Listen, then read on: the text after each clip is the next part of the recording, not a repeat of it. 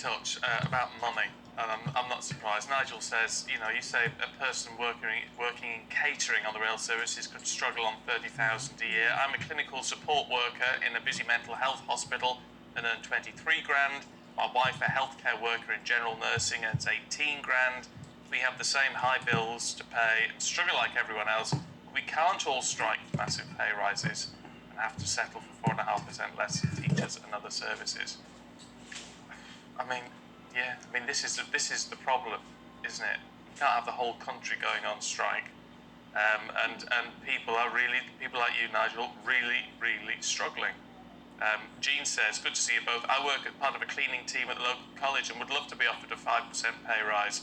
All we get is a mandatory yearly pay rise of about 50p an hour. Some people don't know how lucky they are. It's problematic, isn't it? Thank you to you both for getting in touch. And we're particularly talking about cost of living today because there are another set of rail strikes kicking off today as 40,000 members of the RFT in particular have said they're not coming to work today, so we'll be discussing that in more detail. But right now, to talk us through some of the other stories is former Chief Secretary of the Treasury, David Mellor, and broadcaster Claire Muldoon to go through the papers. A very good morning to both of you. Good morning. David, why don't we start with you? And the front page of the Daily Telegraph, Sunak screeching U-turn on tax cuts. Yeah, I think there's an element of exaggeration in that. But, what else are they going to write about? I'm afraid this leadership election is becoming as boring as Love Island, and that really is sad. But that's not boring at all, actually. Well, I don't watch it. So, I do. I think voyeurism has never been a big thing with me, but Sunak screeching U-turn on tax cuts. And what he has said is that he thinks that there could be a case for a temporary alleviation of VAT on energy bills. It's perhaps rather more soberly put in the Times. Sunak, I will ditch VAT on energy bills. But I think the problem, as somebody who is sympathetic to the Conservative Party, but no longer much engaged with the Conservative Party, but was engaged with the Conservative Party when there were genuine issues over tax cuts.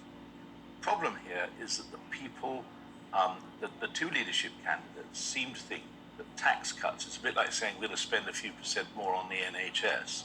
What they don't seem to appreciate is that tax cuts in a properly run economy is the reward you get when the expenditure comes back into balance, and there is therefore scope to give people some return on what they would otherwise have to pay in tax. And the problem is that it's absolutely not the case here. They should be putting taxes up, not down. And that's sort of policy advocacy. It's just where they are at in terms of the out of control public expenditure in this country. Yeah, well, it was funny. Remember last summer we had the crisis of fuel and everybody was filling up their cars, and it was driven, I think, in part, or a huge part, by the mainstream media that were saying we're running out of fuel, need to get it. Yeah. The AA at the time were banging on saying, look, let's cut the fuel, the VAT, to the fuel at the pumps. Now, and everyone said, oh, actually, can we do that? Yes, you can. Shall we do that? No, we won't. Right? I don't think the VAT and I think the VAT and the energy bills is a knee-jerk reaction to something that could have been dealt with, helped with, aided much further back down the line than is now.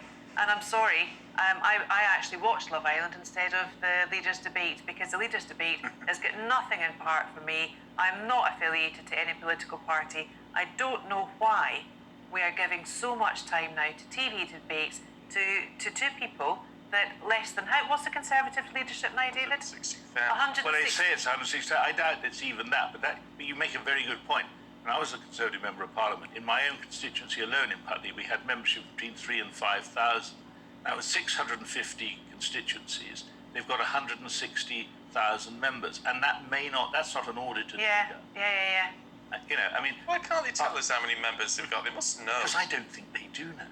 They must know how many people I think we're talking quid. about a shambles, or only the better organised bits of shambles, I actually do think, and the worrying thing for the Conservative Party is, the sort of people who remain members are not necessarily what I would call mainstream, so allowing 0.2% of the British public to determine who the new Prime Minister should be. This is not in the best interest of I agree completely. Absolutely agree. Well, so forgive me then, what are we meant to do? Have a general Well, exactly. Who wants that right down the line? What they should have done is realise that the Conservative Party has strained the tolerance of people. Because while everyone blamed Boris, and of course he was the sort of, the man who really precipitated all the nonsense of the summer and so on. The reality is the Conservative Party itself has let itself down, and the Conservative Party should have got on with getting a new Prime Minister. And the best way to do that is let the people who basically know these folk better than anybody else, the members of Parliament, make the decision. And the problem is that Sunak would have won the members of Parliament vote, or likely to have done, but Truss will win the members' vote. So they start off immediately with an uncertainty about the real leader of the Conservative Party. And in the interest of bias, I have to say, where is the Labour Party in all of this? The pages have been quiet, so quiet. The outside pages, the front pages, the inside pages, nothing about Keir Starmer's solutions or anything. But this is the time for Labour to stay quiet, isn't it? And watch is it? everything else happening. And watch the Conservative Party this is the bombast each moment other. when someone comes and says, Keir, what do you think? And he says, Keir Starmer, who's he? I don't really know him. Thank you. Exactly. Oh, well, let's have a look at COVID contracts in The Guardian. Yeah, okay. So The Guardian's front page is Ministers played fast and loose, which is a direct quote from a committee, a parliamentary committee, with £770 million in COVID contracts. Vis-a-vis, transfer that with the Financial Times covering of it. And they're dealing with one company here, Randex, and it was the fall of Owen Paterson, the MP, who lobbied for Randex. Randex paid him £100,000, and he allegedly lobbied Matt Hancock for them to get one of these PPE awards. But Randex say that their report is flawed, and they find, and in fact, a spokesman for Hancock said as well, this report completely exonerates ministers. It finds no wrongdoing. The Health Department said there are robust rules and processes in place to ensure that conflicts of interest do not occur, and then there is no evidence that the government's contracts with Randox were awarded improperly, as has been concluded by the National Audit Office, which in most part, directly contradicts this front page here.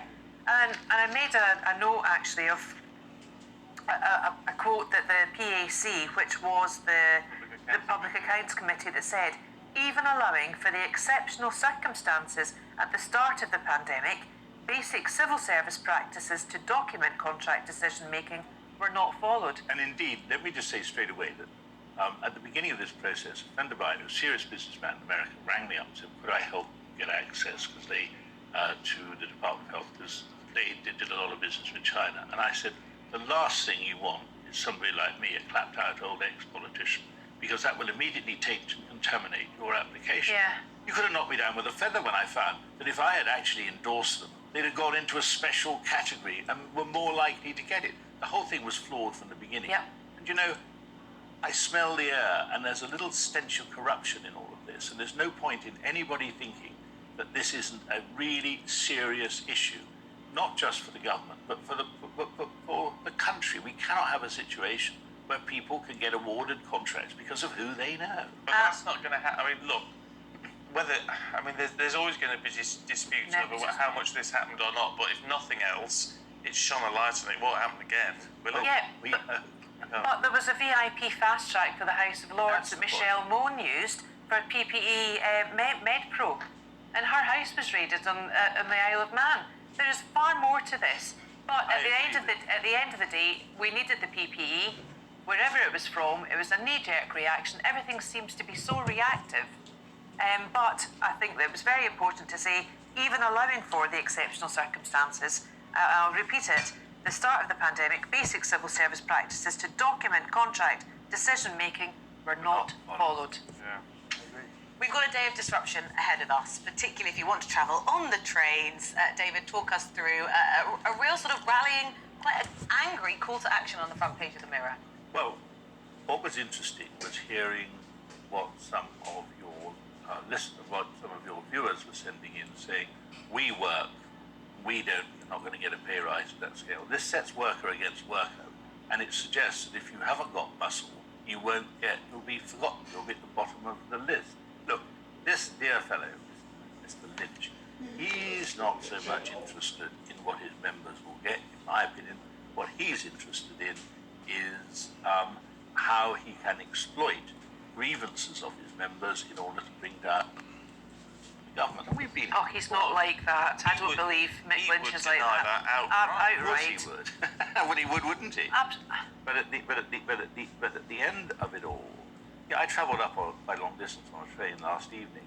I can't now go back from whence I came because the trains aren't running. And you think, what an exercise in futility that is. But one thing is absolutely certain: government cannot afford to give way to these people because my grandfather, both of my grandfathers, at different stages in their careers, were railway workers. So I'm nothing against railway workers. One of the things I'm quite certain of, as I sat there and watched a rather jovial guard making quite funny announcements as we wended our way up Dorset, and to yourself, it's not a very difficult job, you see. It's probably not as difficult as half of the jobs that the people are writing into you about. Why should they be paid more when the railways are losing money hand over fist? Well, that's a debate. If you're a railway worker, get in touch, gbviews@gbnews.uk. We're out of time for this segment, but we'll see you two a little bit later on. Claire and David, thank you.